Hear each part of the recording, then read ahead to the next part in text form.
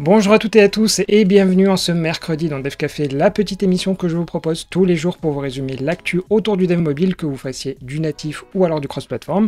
Mais avant de commencer, qui fête aujourd'hui ses 18 ans? Eh bien, c'est Google Maps qui avait été annoncé en 2005. Alors en réalité, la techno elle avait été rachetée à une société en octobre 2004, mais elle était faite en C++. Et comme vous le voyez, il n'aura pas fallu attendre très longtemps pour la rendre disponible en version web, même si au début elle était limitée à l'Amérique du Nord.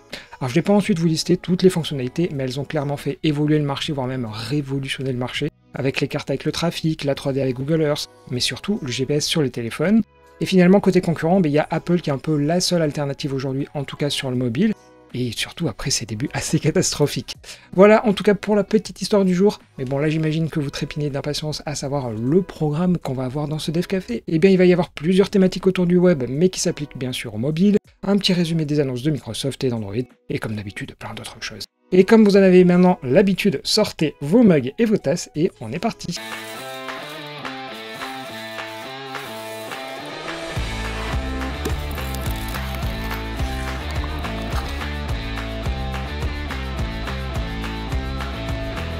Une fois n'est pas coutume, on va commencer par du web, où comme vous le savez, toute la problématique tient dans le fait d'avoir certes des standards, mais encore faut-il qu'ils soient respectés. Pour ça, il existe une suite de tests qui s'appelle les Web Platform Tests, sur lesquels n'importe qui peut contribuer d'ailleurs. Et comme vous pouvez le voir juste ici, ce sont pour le moment Chrome et Safari qui se tirent la bourre devant, suivis par Safari dans ce que l'on appelle les Focus Areas. Alors concrètement, il s'agit des parties jugées majeures dans les standards que tous les navigateurs doivent respecter et implémenter en priorité en 2023. Alors c'est très varié, en allant des Flexbox aux Media Queries et aux modules dans les Web Workers, et ça en fait 26 pour cette année.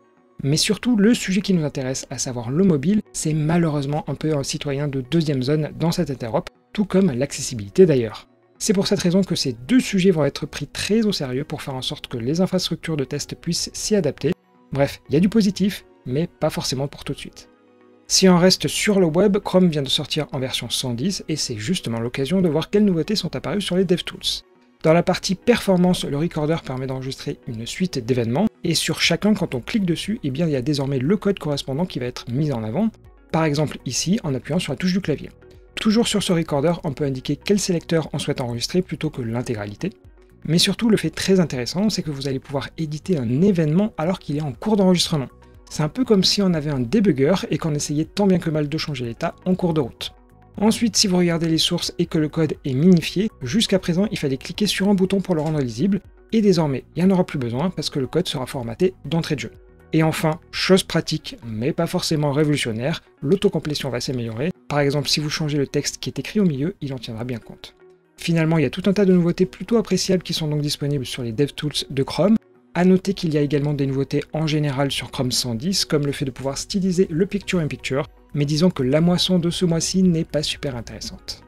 Bon, place quand même un peu plus de mobile maintenant, puisqu'en début de semaine, je vous avais indiqué que Google travaillait sur le portage du moteur Blink de Chrome sur iOS. Mais Google n'est pas le seul, car Mozilla avait déjà essayé d'y parvenir avec le moteur Gecko en 2010 puis en 2015, mais comme vous le savez, ça n'a rien donné à cause des contraintes d'Apple.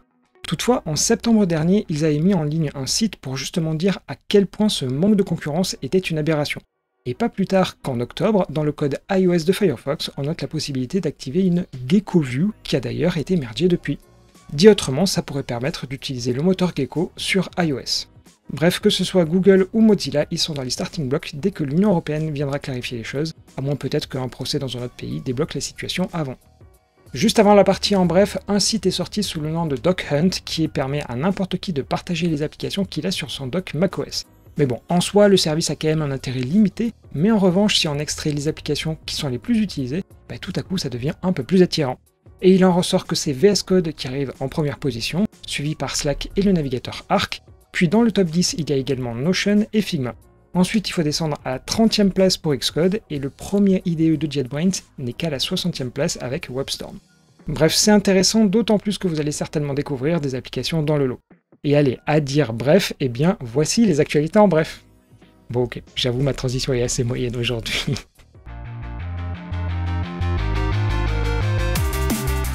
Pour commencer, place à une bonne nouvelle, car après des licenciements quasiment chaque jour, Nintendo a certes revu à la baisse ses prévisions pour l'exercice 2022-2023, mais l'éditeur japonais a annoncé que l'intégralité des salariés japonais allait recevoir une hausse de 10% sur leur salaire de base. À peine le Galaxy S23 vient d'être annoncé et testé par les journalistes qu'une première polémique vient de naître. En effet, plusieurs modèles avec des espèces de stockage différents seront proposés sur ces téléphones et à partir de 128 Go. Sauf que la part occupée par le système est proche des 60 Go, principalement à cause de la multitude d'applications préinstallées et qui font parfois doublon comme entre celles de Samsung et de chez Google. Alors qu'on relie souvent la notion d'intelligence artificielle à Google, Meta ou Microsoft, Apple se montre plus discret. Pour preuve, un événement dédié nommé l'IA Summit sera proposé dans les locaux d'Apple après plusieurs années en distanciel. Mais Apple ne dérogera pas à sa règle en le limitant aux employés. Une étude de Synergy Research montre que sur le marché des fournisseurs de cloud, c'est AWS qui domine, mais baisse toutefois légèrement à 33% de part de marché, alors que Microsoft augmente à 23% et Google reste stable à 11%. On pourra toutefois regretter que la part des autres solutions comme OVH Cloud ne cesse de diminuer de mois en mois. Et enfin, vous avez probablement entendu dire que des professeurs s'inquiétaient de l'utilisation de ChatGPT. Eh bien, les étudiants n'ont pas attendu, car lors d'un QCM noté en distanciel sur l'histoire du Japon, une vingtaine l'ont utilisé, mais se sont fait prendre. En effet, l'université de Strasbourg s'en est rendu compte et va forcer les étudiants à repasser les examens, et même à sévir au cas par cas. Pour reprendre, on va s'intéresser à de l'IA. D'ailleurs, pour info, je vais attendre que la conférence de Google cet après-midi soit passée pour faire un vrai résumé. Mais rapidement, hier, Microsoft a annoncé qu'une version supérieure à ChatGPT est disponible dès à présent dans le moteur de recherche Bing, que ce soit pour les résultats qu'il y a sur la droite ou encore dans une interface dédiée façon ChatGPT. A noter qu'ici les sources sont bien citées et que les données sont plus récentes que sur ChatGPT. Mais ce n'est pas tout, car le navigateur Edge a reçu une nouvelle version qui propose un bouton dédié pour accéder à cette IA, qui d'ailleurs n'a pas de nom. L'exemple donné, c'est celui d'aller sur Stack Overflow puis de demander de convertir le code en Rust. Voilà, je fais ça vraiment court car on en parlera mieux demain avec un résumé des nouveautés chez Google, au cas où la vidéo de Google sera diffusée à 14h30 et je vous l'ai mise dans le petit i. D'ailleurs, si vous voulez faire une toute petite blagonnette autour de vous, l'IA qui sera disponible dans la recherche de Google s'appelle Bard.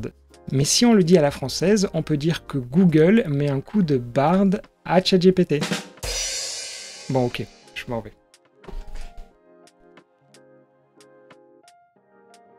Non bon, vous êtes toujours là? Bon j'arrête promis avec les mauvaises blagues. Mais finalement, en fait, la véritable raison pour laquelle je vous parle d'IA, c'est qu'il y a quelques temps, je vous avais parlé de Bito. Et en gros, c'est l'équivalent de GitHub Copilot, mais qui ne marche qu'avec des prompts, c'est-à-dire en lui posant des questions comme à ChatGPT.